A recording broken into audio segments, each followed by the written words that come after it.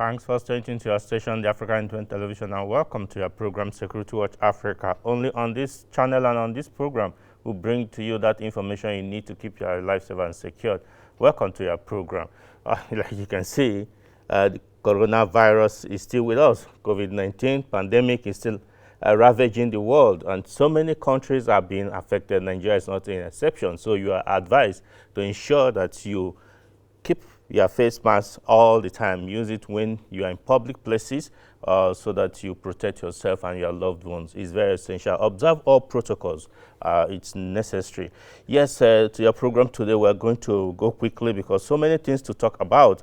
I will be starting with wishing all Nigerian workers Happy May Day, Happy Workers' Day celebration. All over the world is International Workers' Day celebration. So people are marking it, but we're praying and hoping that the lives of workers will be protected and be saved. And a living wage will be paid to the workers who labor to ensure that we all have what we need, both in public and private sector.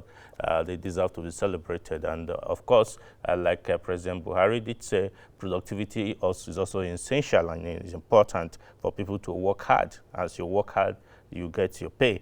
There's so many things to talk about. I can't keep this message we got during the week, which is very, very important, is calling the attention of those who the authorities concerned in particularly in Lagos Axis. He said, "Good day, sir. Today I entered a bike from a bus stop in Lagos. As I got to my destination, I noticed a problem in the bike. I asked the bike man what is wrong with his bike. His response was that he is from Benin Republic and there are many of them who entered Lagos." He also said that he noticed that Lagos people don't care whether you are registered. So people, what he's saying in essence is that people coming from outside the country, neighboring country, and just start operating bike riding, they can become a lot of security risk to the country in so many ways. And he said they are not regulated, nobody controls them, and this is a risk to our national security. So we are calling on the security agencies, all those, both immigration, the police, the DSS, all those concerned are in Lagos to ensure that these people, yes, we know we are signatories to the ECOWAS protocol on free movement of persons, but those who must enter Nigeria must enter duly because they may portend danger to our country, Nigeria. Yes, quickly, there's something that has been going on for some years now and is beginning to cause a lot of problems. Cows in the past we used to know that cows graze in the bushes, in the forest and all that. But today, these cows are now in the cities. During the week in Abuja, herds of cow caused an accident that claims a life, and it's every day they're on the roads. So I'm asking, is it that there's no way to regulate them so that they can effectively, they don't need them on the highways, on the cities' highways, because of course there are no grasses anyway in those cities. So what is the essence of having them in the cities and causing hold up, nuisance, and also accident like the one that happened earlier? Even on the highway, major highways, express roads, you see them there. I think those authorities, those in charge should regulate this so that Nigerians can be safe. Yes, quickly, we need to move because we have a lot of things. But let me introduce my guest for today. It's, of course, you know him now. He's my brother, my friend, Suleiman Obagaya. He was the Deputy National President of Nigerian Guild of Editors, and also he's the Chief Executive of Sky Limit Media Group. It's a pleasure to have you. And a member of the World Editors Forum. So we started last week, so we're going to be continuing from where we stopped last week and looking at issues of security in Nigeria. But this time we'll be looking at this incessant killing of security personnel. What does it portend for our security in this country? But let's take this report from the Air Force, Nigeria Air Force headquarters, where 4 smart pilots were winged by the Chief of Air Staff. Sit back as we bring you this report by Shuli Daniels. Development of needed capacity is the bedrock of any progressive organization. At the Nigerian Air Force, capacity development of its personnel and replenishment of essential platforms has been a priority. Recently, at the headquarters of the Nigerian Air Force, 4 new fighters and helicopter combat pilots were winged by the Chief of Air Staff, Air Marshal Isaka Oladayo Amowo. At the ceremony, the Air Chief spoke about the various training programs involving personnel of the Nigerian Air Force. I am glad to know that the Nigerian Air Force has several other pilots as well as personnel from other specialties undergoing various training courses both home and abroad. For instance, we currently have a total of 233 officers and airmen undergoing training in overseas, cutting across several specialties and trades. Out of this number, 4 student pilots are in Czech Republic undergoing basic fighter training on the L-39 aircraft. In the same vein, 2 student pilots are undergoing helicopter training at United States of America, while additional 2 have been processed to join them in the coming days. Furthermore, 10 pilots are in the United Kingdom undergoing basic helicopter pilot training. Additionally, another 17 are in South Africa undergoing basic fixed-wing pilot training. All these are aimed at maintaining combat readiness at significantly higher level to counter both domestic and foreign threats to the nation's security and well-being. It is remarkable to note that these are the youngest pilots in the Nigerian Air Force, and it is the first winging ceremony by the new administration. Air Vice Marshal Isaka Amowo, while congratulating the young pilots, charged them to be relentless in pursuit of excellence and professionalism as operational pilots. To the young pilots that have just been winged today, I wish to congratulate you for successfully completing the training. I urge you to be relentless in pursuit of excellence and professionalism as operational pilots while working with your colleagues across other specialties in the service. He thanked the Nigerian President, President Muhammadu Buhari, to the development and enhancement of the armed forces. Permit me to use these auspicious occasions to thank the President, Commander-in-Chief of the Armed Forces of the Federal Republic of Nigeria, President Muhammadu Buhari, GCFR, for his unwavering commitment to the development and enhancement of the armed forces in general and the Nigerian Air Force in particular. Earlier in his remark, the Chief of Training and Operations, Air Vice Marshal James Gwani, gave more insight on the training of the new pilots. Flying officers A.M. Akali and E.H. Karatu attended the student undergraduate pilot training from the 9th of January 2019 to 31st March 2021 and 13th of February 2019 to 5th of March 2021, respectively. The training was conducted in 2 phases: initial flight orientation course and undergraduate pilot training. The officers flew 40 hours on the DA-20 aircraft in the initial flight orientation course before proceeding to the core undergraduate pilot training. The undergraduate pilot training program covered aerobatics, low-level formation, tactical formation, instruments, and navigation, amongst others. The young pilots spoke to the media on how they feel and what next. It has been a wonderful experience and such a great honor to get winged. We're looking at making a difference. The experience and the skills we have acquired will help us do better, and we intend to bring the skills we have acquired back to Nigerian Air Force and make the Nigerian Air Force better, even though it's really good right now. This is actually an opportunity for us to help assist the ongoing operations in the Nigerian Air Force. We are grateful to the administration of the Nigerian Air Force for giving us the opportunity to train in one of the best training facilities in the world, being the United States Army.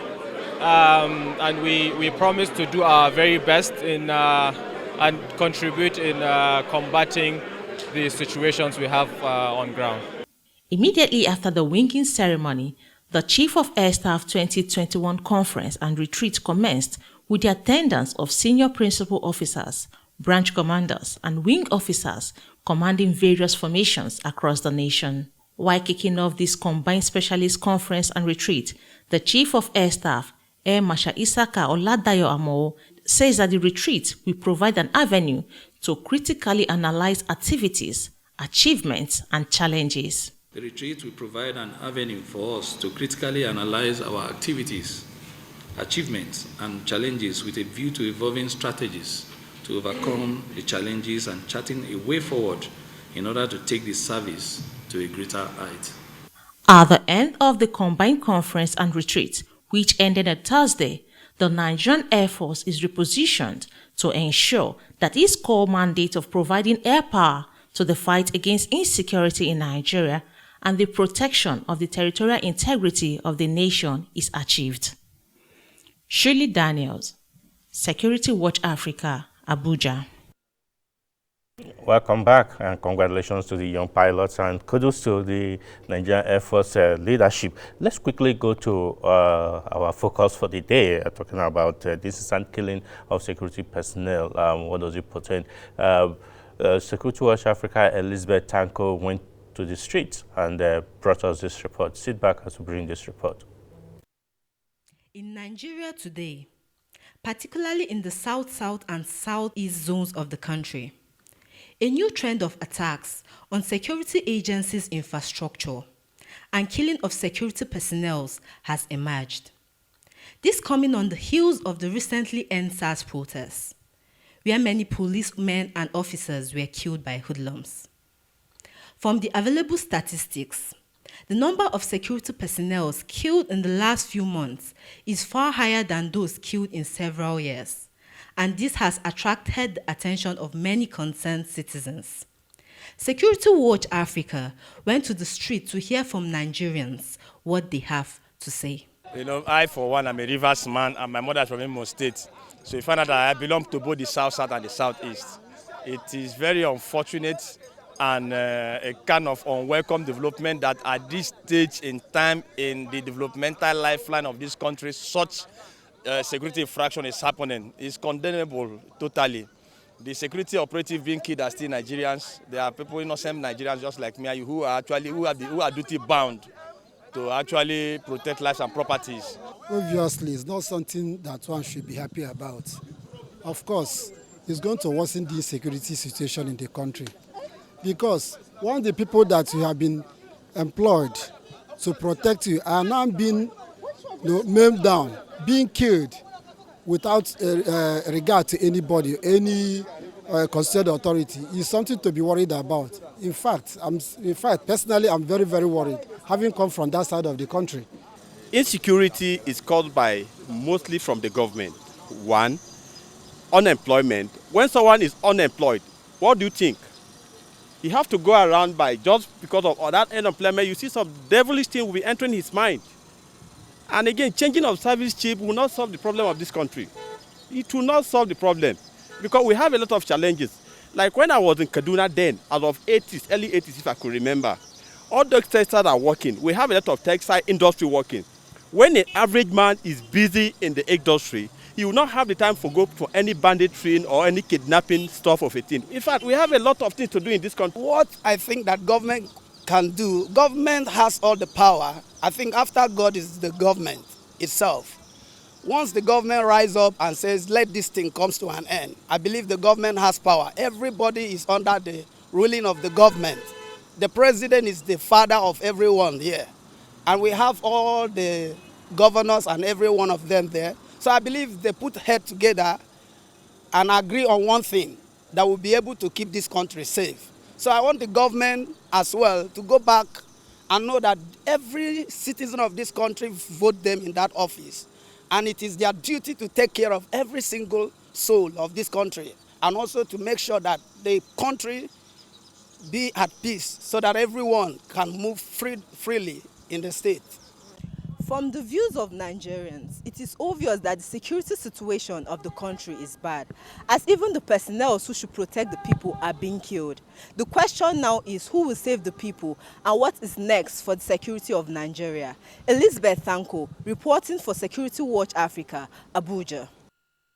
Welcome back. Yes, we're just taking it straight from the question Elizabeth asked there. But first of all, let me come to my guest and congratulate you. Today is your birthday, so what is quite significant, you are here in the studio. On behalf of the crew here, I must say happy birthday to you, sir. Thank you so deserve much. it. You have served the country, and we wish we can pop the champagne and cut the cake here, but you're observing the Ramadan fast. Yes, so, yes. so maybe after the fasting period, we can now go ahead and celebrate. But congratulations, sir. Thank you so We wish much. you well and pray that God, Almighty Allah, will answer your prayers. Thank you But so much. let's look at it. Obviously, Nigeria is bleeding. It seems to be a random insecurity everywhere. Though our report is talking about the incessant killings of security personnel in the southeast and south. What would be your take? Honestly speaking, this is a very dark period in the history of this country. You know, we're just in a situation where our security personnel are being killed like rats, especially in the southeast. Not only in the southeast, and also in some other parts of the country, but it's far more pronounced in the east, where the Eastern Security Network has been reportedly been burning down police stations, attacking even military personnel, killing them, disposing them of vital weapons, and all sorts of things.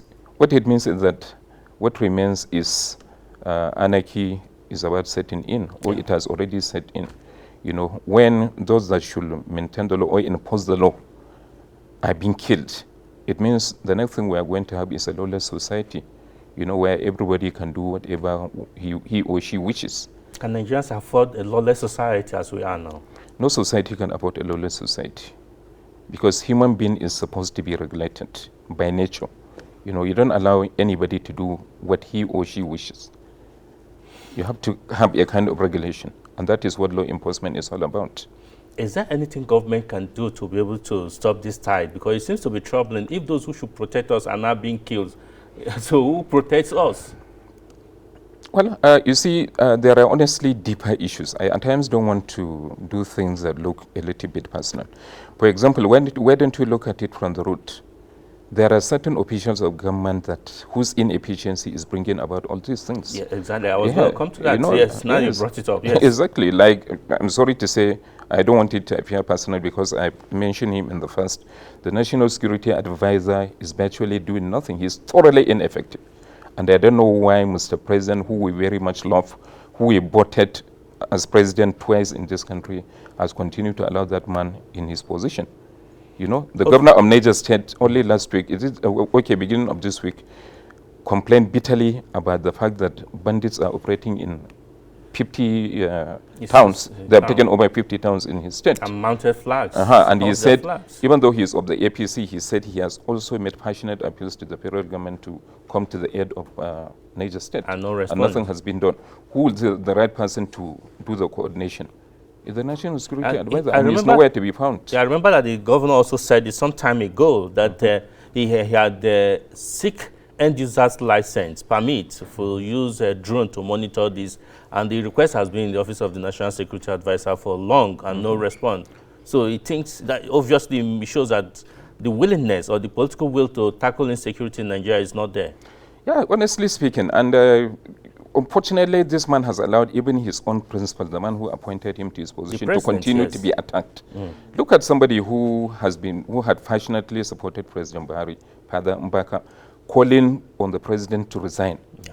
You understand? It means many supporters of the president are getting more and more disappointed. Yeah. And all courtesy of one man that he has appointed. If that man really wants or loves President Buhari genuinely, why can't he throw in the towel since he cannot do the job? His statutory responsibility is to, coordinate the national security, to make sure there is proper coordination between the intelligence and security services. He has been found wanting. He is nowhere to be found. He only makes pine speeches after security meetings, No, but another school of thought we said, does it boil down to just him? Because, Nigerians had called for change of service chiefs, thinking that is the solution. The services were changed. Now we have seen even worsening situation. Things are getting worse than before. If we change the National Security Advisor, how do you think that will also solve the issue? Well, you see, first of all, Nigerians owe the former service chiefs a serious apology, because we really harassed them out of office. We kept the impression we had, or we gave, was that as soon as they were removed, you know, Nigeria was going to be restored to peace. That all these activities of Boko Haram, of bandits, of ESN and other brigands will come to a stop. Unfortunately, it has even worsened. Unfortunately, also part of the reason is that, you know, when this change was made, or when these people retired, I expected some of their successors to at least retain some of their policies.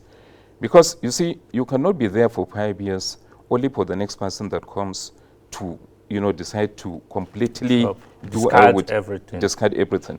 All the commanders were changed, and now even yesterday, the name of the operation was changed. Operation Lafayette in the Northeast was changed. So I don't know whether the military or the Nigerian army particularly has enough resources. You know, they've been complaining about lack of adequate resources. And here they are adding to their expenses. Because by changing the name now, you have to do a lot of, you have to change a lot of logistics. Stationaries have to change so many things, you know. The bureaucratic net structure has to somehow change. So many things have to change. So where do they have the time? Okay. You know? Let's look at another angle, because we see that I think this particular is happening in the Nigerian army, because even in the other services, Air Force, it seems to be continuing from where the previous service chiefs left, and it's continuum. Everything seems to be good, but only in the Nigerian army, it seems to be changed. Yeah, and they're talking of jointness. And honestly speaking, I don't know why this is happening only in the Nigerian army. As you rightly observed, the Nigerian Air Force, I have had on several occasions the current Chief of Air Staff hailing his predecessor, you understand, and of course upholding his legacies, you understand. And this thing shouldn't be personalized or politicized. Okay. I don't want the army or the Nigerian military to engage itself in politics. Obviously, this is what is happening right now. Security, the security situation has continued to worsen, yet one or two security service chiefs have time to engage in, I'm sorry to use the word, frivolities. In fact, that's an angle we needed to have looked into, because we're talking of internal security. So we should be looking at the role of the Nigerian police critically, because they are to take charge of internal security. The military is just to support, but we are getting signal to leave. But in one word, as you round up your contribution now, do you think the police we have can actually help to restore the normalcy in the country? Constitutionally, first of all, the answer is yes. Constitutionally, the police is supposed to lead in the process of internal security, in the provision of internal security. It's obviously because they are overwhelmed, and as we discussed last week, they have allowed so many of their men to be guarding private individuals, that those in operations are said to be about only about half of the actual number of the personnel that they have. So definitely, Nigerian police has a bigger role to play. They will do more, you understand, and I believe once they are able to recall their personnel that are guarding private individuals, especially those that are not important. There are private individuals that deserve to be guarded. They are contributing to the economy. You understand? But there are some private.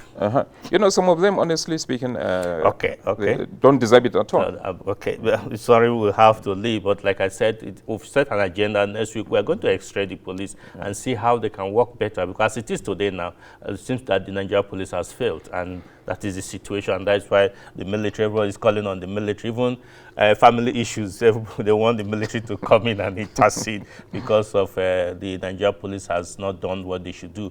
But we must leave for that programs to continue.